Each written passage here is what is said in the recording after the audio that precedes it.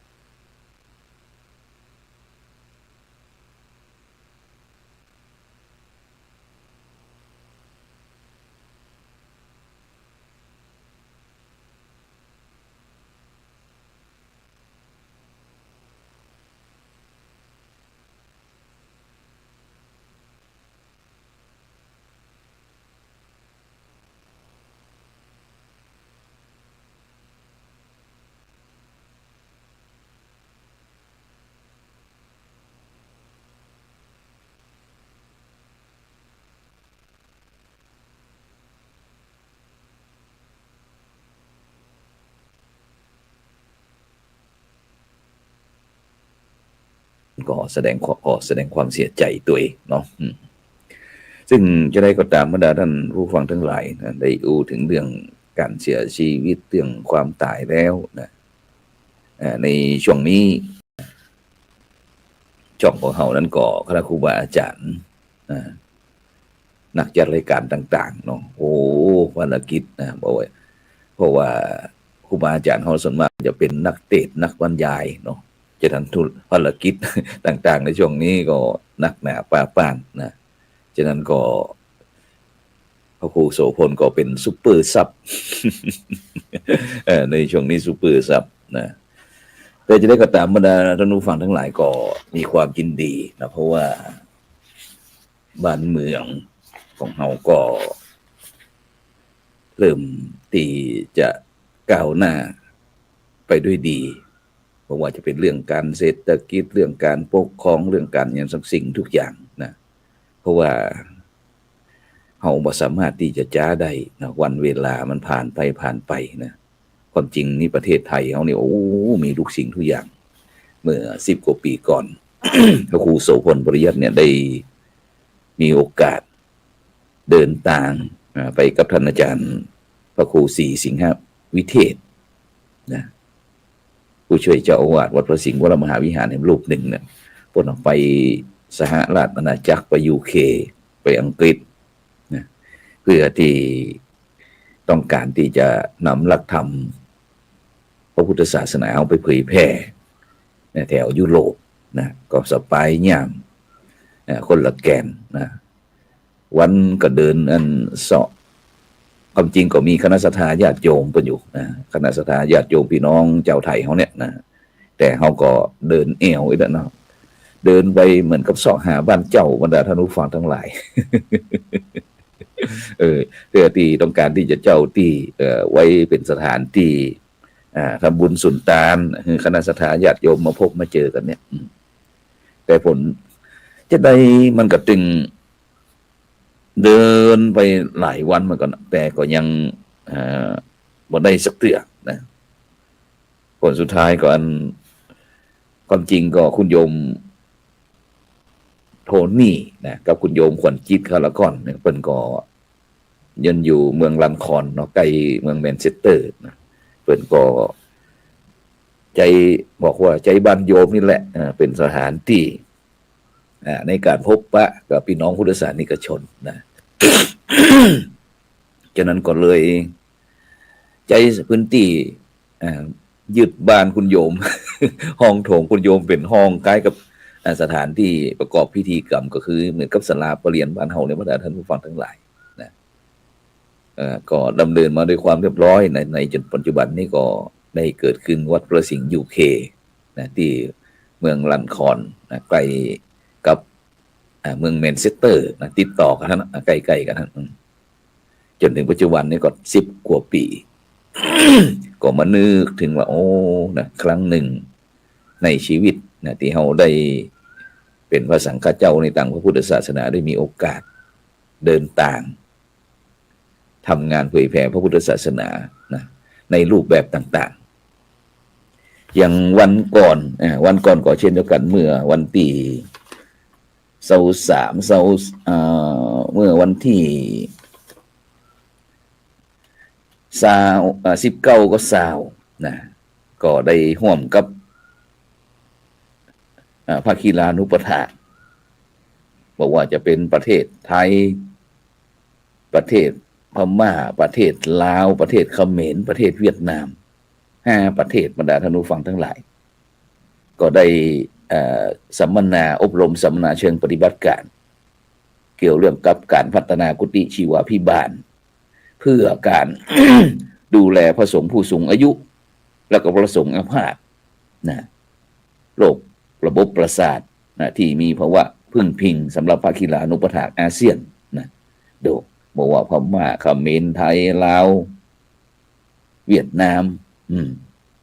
ได้มาตีเมืองเชียงใหม่ของเฮานะไปตีโรงพยาบาลประสาทเชียงใหม่นะซึ่งก็คุณหมอเพิ่นก็ใจดีนะนายแพทย์ดลสุขพงศ์นิกรพร้อมตึงคณะผู้บริหารโรงพยาบาลประสาทเชียงใหม่นะก็จะถวายองค์ความรู้ต่างๆทุกสิ่งทุกอย่างก็เพื่อที่จะสุขภาพพระสงฆ์เนี่ย แข็งแรงชุมชนมั่นคงเป็นว่านะสุขภาพพระสงฆ์แข็งแรงชุมชนมั่นคงนะหลายสิ่งหลายอย่างโดยเฉพาะในปัจจุบันอย่างฟังธรรมดาท่านผู้ฟังทั้งหลายนะพระสงฆ์องค์เจ้าพระสงฆ์สามเณรแม่ชีอย่างต่างๆนี่เหมือนกับทหารเป็นทหารเกาะแต่เป็นทหารในของไม่ใช่กองทัพบกกองทัพเรือกองทัพอากาศแต่เป็นทหารของกองทัพธรรมนะมีพระพุทธเจ้าเป็นแม่ทัพแม่ทัพธรรมนะ2,568 ปีโอ้นึกถึงวันเวลามันเวยเนอะเนี่ยอย่างวันนี้วันที่27 กุมภาพันธ์วันพุธ28 กุมภาพันธ์เดือนกุมภาพันธ์ก็จะหมดไปแล้วนั่นนะเดือนกุมภาพันธ์ก็จะหมดไปแล้วนะวัน ตะวาวันที่วันนี้25 26นี่ก็ประสงค์นักพัฒนาชุมชนภาคเหนือคพชน8 จังหวัดภาคเหนือของเขาเนี่ยตั้งแต่เมืองน่านเมืองแปะลำปูนลำปางเชียงไฮ้แปะน่านพะเยาแม่ฮ่องสอนเชียงใหม่ก็ได้มาร่วม พบปะกันในการครบรอบงานครบรอบ25 ปีของพระสงฆ์นักพัฒนาพระนักพัฒนาชุมชนภาคเหนือนะก็ได้กลับมาสรุปผลงานบทบาทกันบอกว่าจะเป็นเรื่องการศึกษาการปกครองการเผยแผ่การสาธารณสงเคราะห์สาธารณูปการต่างๆนะก็ได้สรุปกันเรียบร้อยแล้วก็ได้พบปะกันแล้วก็ได้บำเพ็ญทักขิณานุปทานอุทิศถวายแก่พระสงฆ์ต้นแบบบอกว่าจะเป็นพระเดชพระคุณหลวงปู่นักบุญแห่งล้านนาไทยนะครูบาเจ้าศรีวิจัยพระเดชพระคุณหลวงปู่ จันทร์กุศโลพระพุทธพจน์วราภรณ์วัดเจดีย์หลวงพระเดชพระคุณหลวงปู่พระอุบาลีคุณูปมาจารย์ฟูอัตสิโวพระเดชพระคุณหลวงปู่พระธรรมสิทธาจารย์หนูทาวัลโลนะหลวงปู่พระเทพวิสุทธิคุณกุศลคันธวัลโลพระเดชพระคุณหลวงปู่พระพรหมมงคลหลวงปู่ทองสิริมังคโลนะหลวงพ่อพระธรรมราชานุวัตร อดีต เจ้าคณะภาค6วัดพระแก้วจังหวัดเชียงรายแล้วก็พระมหาเถรานุเถระพระสังฆเจ้าที่มีบทบาทในการพัฒนาชุมชนภาคเหนือของเฮาทั้ง8จังหวัดนะเสร็จแล้วก็ได้อนุโมทนานะนี่ก็นอกจากที่จะ ได้ร่วมแลกเปลี่ยนประสบการณ์ในการที่ทำงานของแต่ละพื้นที่แล้วนะก็ได้มาทำบุญลำนึกถึงบุญคุณของครูบาอาจารย์ด้วยนะบุรพาจารย์ซึ่งก็มานึกถึงสมัยองค์พระสัมมาสัมพุทธเจ้านะที่เปิ้นก็ได้อู้ ถึงเรื่องมหาอุบาสิกาท่านหนึ่งนะซึ่งพอเอ่ยชื่อขึ้นมาหลายท่านหลายคนก็คงจะโหแต่หลายท่านหลายคนก็คล้ายๆเคยได้ยินแต่หลายท่านหลายคนนี่ก็หูละบางคนก็บ่ฮู้บุคคลที่ได้รับการยกย่องทุกวันพระเนี่ยไปวัดไปวาบ่เคยมีอย่างดีจะขาดมือบ่เคยไปมือเปล่าบุคคลมหาอุบาสิกานางนั้นก็คือนางวิสาขานะสิ่งใดก็รับการจะลึกบันทึกไว้เป็นแบบแผนแบบอย่างแบบฉบับในวงการพุทธศาสนิกชนจนถึงปัจจุบันนี้นะโดยเฉพาะถ้า ถึงฤดูกฐินบ่ได้นี่โอ้คณะครูบาอาจารย์เขาก็จะนำเรื่องเหล่านี้มาเล่าให้บรรดาพี่น้องพุทธศาสนิกชนรับฟังว่านางวิสาขาเนี่ยเป็นคนแรกนะที่ได้รับพระบรมพุทธานุญาตคือถวายพระกฐินนะเป็นเหตุคือหมู่เฮาเนี่ยได้ทอดกฐินถวายผ้าคองแก่พระสงฆ์ผู้ดำรงพระพุทธศาสนาจนมาถึงปัจจุบันนี้แล้วก็นางวิสาขาเนี่ยเป็นผู้มีศรัทธาอันยิ่งใหญ่นะสร้างวัดบุพารามถวายแก่พระพุทธเจ้าแล้วก็ถวายเป็นสมบัติแก่พระพุทธศาสนาเพื่อเป็นเครื่องบูชาพระพุทธเจ้านี่คือคุณงามความดีหรือว่าความเป็นเลิศของนางวิสาขาเพราะฉะนั้นเนี่ยบรรดาท่านผู้ฟังทั้งหลายนางวิสาขานี่นะได้แต่งงานกับมิคาระเศรษฐีซึ่งท่านธนัญชัยเศรษฐีผู้เป็นพ่อเป็นบิดาก็วางแผนว่าคันที่ลูกสาวจะออกจากครัวเฮียนไปอยู่ในตระกูลของสามีเนี่ยก็ได้ให้โอวาท10 ข้อด้วยกันก็คือข้อที่ 1บอกว่าไฟในอย่านำออกเรื่องภายในบ้านเรื่องภายในครัวเฮียนในวงตระกูลในมุ้งในหมอนอย่าเอาไปเล่าให้คนอื่นฟังคนตั้งนอกฟังมันจะเป็นติฉินนินทาได้รับการดูหมู่ดูถูกดูหมิ่นฟังแล้วบอกเป็นคนมงคลแก่หูหันแล้วบอกเป็นมงคลแก่ตาฟังแล้วฮ้อนหูบอกเป็นดูแล้วมันฮ้อนตาคิดแล้วก็ปาให้ใจฮ้อนนะนี่ไฟในอย่านำออกส่วนข้อที่2ไฟนอกอย่านำเข้าเรื่องบ่ดีบ่งามต่างๆของเจ้าบ้านเจ้าจองอย่าไปเอามาเล่าอย่าไปเอามาอย่าเอามายุแยงแต่เอามายุยงคือคนในครอบในครัวเกิดการแตกแยกร้าวฉานกันนี่บอกว่าไฟนอกอย่านำเข้าส่วนข้อที่3ที่เศรษฐีธนัญชัยได้สอนลูกสาวควรฮือแก่คนที่ควรฮือใครที่เคยฮืออย่างแกเฮาต้องจำไว้พ่อแม่ฮือชีวิตเลือดเนื้อสังขารร่างกายอันเป็นยอดของทรัพย์ปู่ย่าตายายเคยอุ้มชูอุปถัมภ์บำรุงมาครูอุปชาเคยพร่ำแนะนำพร่ำสอนฮือศิลปะวิทยา จะไปลืมเปิ้นนะแล้วก็ข้อที่สี่ไม่ให้แก่คนที่ไม่ให้ยกตัวอย่างไผที่เคยกู้หนี้ยืมเคยยืมเคยกู้เคยยืมเคยเปิ่งเคยปาอาศัยไปแล้วบอกคืนเบี้ยว เข้าตำราที่ว่าช่วยเหลือแล้วยังทรยศเหี่ยอีกกู้แล้วก็บ่ใจยืมแล้วยึดจัดเป็นลูกหนี้ที่ชั้นเลวอย่างเนี้ยวันหน้าบ่ต้องฮือ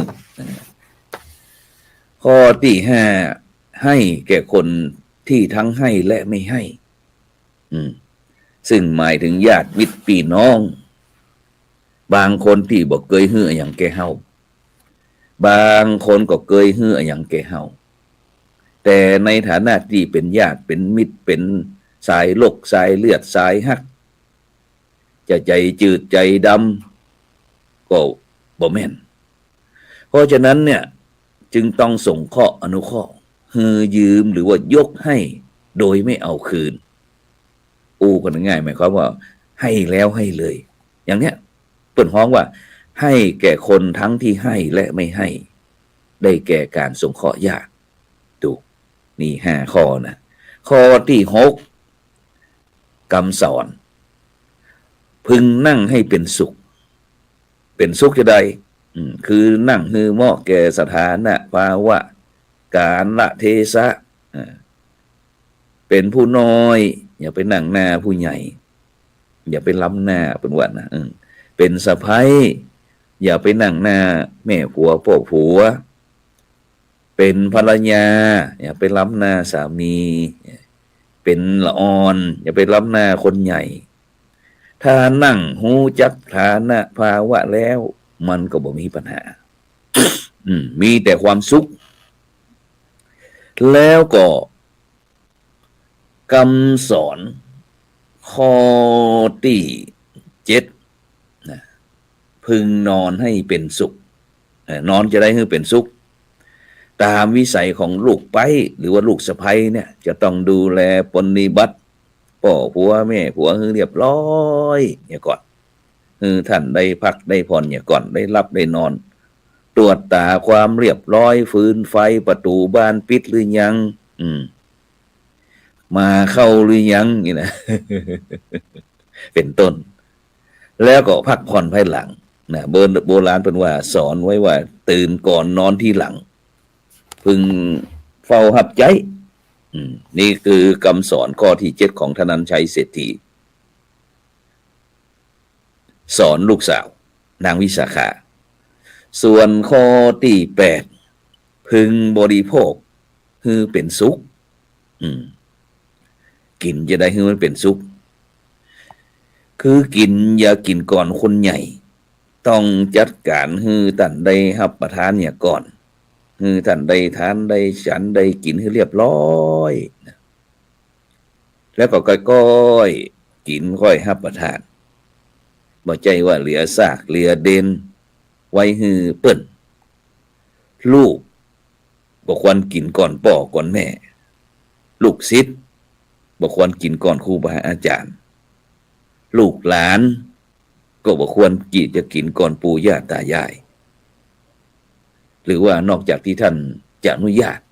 อย่างมันกับลูกพระลูกเนนในปัจจุบันเนี่ยจะต้องไปเรียนศึกษาเราเรียนก่อนนะจะต้องไปโรงเรียนเจ้าครูบาอาจารย์ก็บอกหมูสูแบ่งกินไปก่อนเลยนะเดี๋ยวจะบอกไปอย่าไปโรงเรียนควายนะ จะนี้เป็นต้นพึงบริโภคให้เป็นสุขคือกินอย่างบ่ประมาทบ่ระมัดระวังกินแล้วก็ก่อนที่ได้รับอนุญาตให้กินพึงบริโภคให้เป็นสุขคำสอนข้อที่9บอกว่าพึงบำเรอไฟในครัวเรือนทุกหมู่บ้านเนี่ยสมัยก่อนเนี่ยบรรดาท่านผู้ฟังทั้งหลายมีไฟอยู่หลายกองไฟก็คือหยังไฟก็คือของฮ้อนไฟคือของฮ้อนถ้าทำบ่ดีมันก็ไหม้มันก็แผดมันก็เผาทำให้อยู่บ่ได้อยู่บ่เป็นสุข บางทีก็ฮ้อนตีตาบางทีก็ฮ้อนที่หูบางครั้งก็ฮ้อนที่ใจเปิ้นเปรียบว่าบุคคลที่เปรียบเสมือนไฟก็คือพ่อผัวแม่ผัวที่ลูกสะใภ้ลูกไปเนี่ยจะต้องดูแลจะต้องปฏิบัติให้ดีนะอย่าไปทำผิดอย่าไปอย่างเกิดหน้าจนเป็นตีริษยาอิจฉาริษยาเขาตำรับแต่ว่าทุกคนอยากให้เฮาดีแต่ถ้าเฮาเด่นขึ้นทุกทีเขาก็มันไส้จงทำดีนะแต่อย่าเด่นจะเป็นภัยบ่มีภัยอยากเห็นเฮาเด่นเกินอ่อนน้อมถ่อมตนไว้การคลองเฮียนคลองหักนั้นถ้าคลองบ่ดีมันมีตุกคนเฮาเวลาหักกันสารพันว่าดีแต่พอเกลียดพอจังกันแต่ละทีจะอับปรีไปสารพันเวลาฮักน้ำต้มพักก็ว่าหวานแต่พอจังกันน้ำพึ่งหัวลังเนี่ยก็ว่าขืนขมคนเฮาเวลาฮักกันมักมองความผิดพลาดมองข้ามความผิดพลาดนะสว่างไสวในปมเด่นแต่มักจะมืดบอดในปมด้อยผิดพลาดน้อยใหญ่แต่ให้อภัยหมดนะเวลาฮักกันนี่นะแต่เวลาจังกันเนี่ยบรรดาท่านผู้ฟังทั้งหลายผิดนิดผิดน้อยมันยิ่งใหญ่บ่ต่างอย่างกับภูเขาซ้ำหลายเหตุผลอธิบายจะได้ก็มีความหมายบ่สนใจบ่รับฟังเพราะฉะนั้นเนี่ยบรรดาท่านผู้ฟังทั้งหลายตรงเนี้ยบอกพึงบำเรอไฟก็คือดูแลป่อผัวแม่ผัวญาติมิตรพี่น้องบ่ฮือเปิ้นครับเครื่องใจได้แล้วคำสอนคำสั่งของเศรษฐีธนัญชัยที่สอนนางบอกตึงสั่งตึงสอนนางวิสาขาข้อที่10บอกว่าพึงนอบน้อมเทวดาภายในบ้านเทวดาภายในบ้านคือไผนะก็คือยกย่องฮือเกียรติคารวะต่อเทวดาภายในก็ได้แก่ผู้รักผู้ใหญ่ในตระกูลเนี่ยผู้ใหญ่ในตระกูลคู่คนเหมือนกันเหมือนกับเทวดาที่ควรแก่กราบคารวะกราบไหว้ใครปูชาเทวดาก็ฮือคุณใครดูหมิ่นเหยียดหยามเทวดาก็ฮือโตดเพราะฉะนั้นเนี่ยบรรดาท่านผู้ฟังทั้งหลายหลังจากที่เศรษฐีธนัญชัยได้สอนนางวิสาขาฮือฮู้จักวางเนื้อวางตัวก่อนที่จะมีครอบมีครัวก็เพิ่นบอกว่าจะมีครอบมีครัวก็อย่างฮือครอบครัวมันครอบมีครอบครัวต้องฮู้จักประพฤติปฏิบัติอยู่ในโอวาทตั้ง10ข้อ10ประการนี้ท่านผู้รักผู้ใหญ่ยามจัดการแต่งงานกุลบุตรกุลธิดาแล้วนะเวลาที่จะแยกจะย้ายไปอยู่แห่งฝ่ายหนึ่งนะเพราะว่าบ้านเฮานี้สมัยก่อนนี่เปิ้นก็มักจะไปอยู่บ้านพ่อผัวบ้านผัวอีกเด้อเนาะแล้วก็นิยมที่จะใจนามสกุลผัวนามสกุลป่อนามสกุลแม่นี่ก็บ่ใจละจะไปใจดันที่ของพ่อผัวแม่ผัวจะนี้เป็นต้นเพราะฉะนั้นเนี่ยพ่อแม่ปู่ย่าจะได้จึงนิยมนะแล้วก็แนะนำพร่ำสอนกุลบุตรกุลธิดาโดยยึดถือโอวาท10ประการที่ท่านธนัญชัยเศรษฐีได้สอนลูกสาวอันเป็นที่รักก็คือนางวิสาขาเนี่ยที่ได้กล่าวได้มาฉะนั้นเนี่ยบรรดาท่านผู้ฟังทั้งหลายองค์พระสัมมาสัมพุทธเจ้าได้ตัดยกย่องนางวิสาขาว่าเป็นมหาอุบาสิกาเป็นผู้ที่มีบทบาทสำคัญในการดำนุบำรุงพระพุทธศาสนาด้วยการถวายจตุปัจจัยแก่พระสงฆ์สามเณรเป็นประจำถวายอาบฟ้าอาบน้ำฝนเป็นคนแรกถวายผ้ากฐินเป็นคนแรกถวายวัดบุพาราม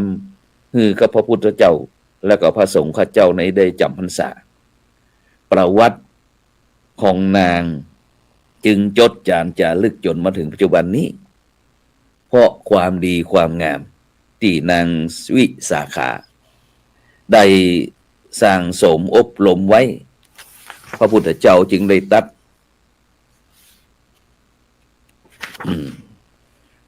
สว่ายะถาปิบุพลาสิมหาเป็นต้นแปลความว่านายมาลาการคือจังจัดดอกไม้พึงทำพวงดอกไม้ฮือมากจากกองดอกไม้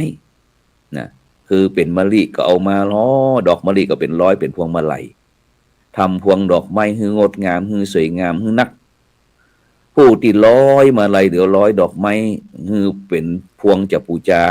พระหรือว่าปูจาไผ่จะกล้าจะขายจะทำในฐานะชีวิตดีงามขึ้นอุปมาเหมือนกับเจ้าโลกที่อุบัติมาแล้วจะต้องตายด้วยกันหมดแต่ก่อนจะถึงเวลานั้นก็ควรที่จะทำกุศลไว้ให้นักทำบุญเอาไว้ให้นักนะบัณฑิตแต่ก่อนเก่าเป็นโภกกรรมคือเฮาเป็นข้อคิดสำหรับเตรียมตัวเตรียมใจไว้ว่าทำบุญเป็นนิดคิดถึงความตายวิจัยสมบัติแล้วก็จัดการเรื่องนี้ตั้ง4ประการนะเพราะฉะนั้นก็ในเจ้าวันนี้ก็เวลาหมดเวลาจำเป็นที่จะต้องนำรายการจากบรรดาท่านผู้ฟังไปก่อนนะฉะนั้นก็ขอขอบคุณอนุโมทนากับบรรดาท่านผู้ฟังทุกท่านนะที่ได้ติดตามรายการบอกว่าเจ้าวันนี้ฟ้าฝนเป็นจะใดพ่องนะตกพ่องเกาะนะหากฝนตกก็หักษานะสุขภาพร่างกายคือเรียบร้อยนะฉะนั้นก่อนในเจ้าวันนี้ก็ขอนำรายการธรรมะรับรุนจากบรรดาท่านผู้ฟังไปก่อนขอกล่าวเขาว่าขอเจริญพร